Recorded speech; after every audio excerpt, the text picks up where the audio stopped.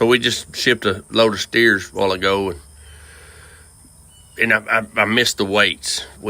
That's why I'm late doing this, because we was loading a truck and back home loading the truck, getting it gone. And the loads we loaded Wednesday, the steers, it was a 2-load deal, so we had to finish this load. And I thought these guys down here was sure enough going to weigh more than they did. So anyway, I sold them in July to ship the end of September.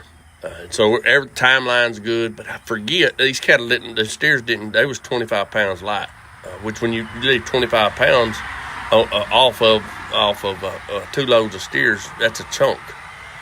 So you're like, dang. And we got along good, and nobody did nothing wrong. But I don't remember.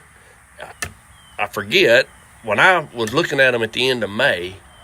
And they're at the end of June, we bought them in May and June, and at the end of June, they're turning around and they're just packing on the weight and they're looking good. Well, then I sold them with a very optimistic mind, and I forget, I don't take into consideration sometimes the changes that's finna come at them, because in August, end of July, August, September, it's hot in East Texas.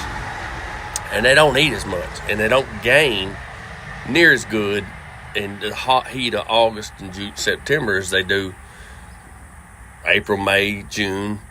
See what I'm saying? And so I overshot our expectation, which costs you money, because if you sell them at a lighter weight, they're worth more money. So I left money on the table. It's business. It's business. Here's what I want to share today. Learn as you do business. Learn. Adjust. I tried to make a mental note. I looked at Logan. I said, just got to remember, they're not going to gain as well in the summer. So anything we're selling coming off in the early fall, we got to take into consideration. They ain't going to gain as much in August, September, first part of October, whatever. So we just make those adjustments, and we're entering into that season in our company where we're not supposed to be making. I'm not supposed to be making that mistake. It's not the first time. So don't do that again. It's kind of arm myself a little bit. At the same time, selling them to Keith and William Lipsy, they're good friends. We've been done business together. William, he's like, yeah, that's all right. You gonna have some more? And I said, probably January. More than likely, probably January. He said, well, we'll catch it up then. Meaning, I know what he means. He knows I left some meat on the table, and he ain't going nowhere, and I ain't going nowhere. So we'll balance back out down the road, and that is the beauty. That is, I would, if I can encourage you one thing for a fact: do business with honest people that you build a relationship, and the relationship is more valuable than the money. If I could give it a businessman seminar, I would want to say always do business with people as much as you can, because you can't with everybody. There's different aspects of this business that I'm in that there's just some of it you're just doing business with them, and you appreciate them, and they appreciate you, and they're making a little off of you, and you try to take that and make a little off of that. But when you're doing business in a regular basis, the relationship is more important.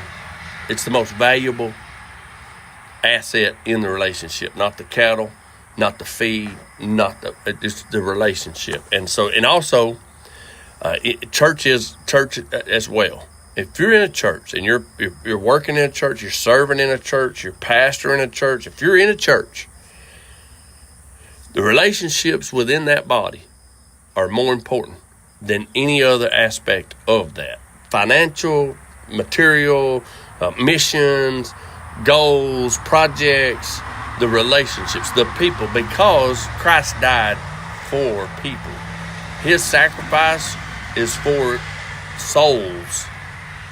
So that's the value of that individual. If we can remember that, we'll all be better to do business with and do life with and go to church with. It's Friday. I hope you have a great weekend. God bless.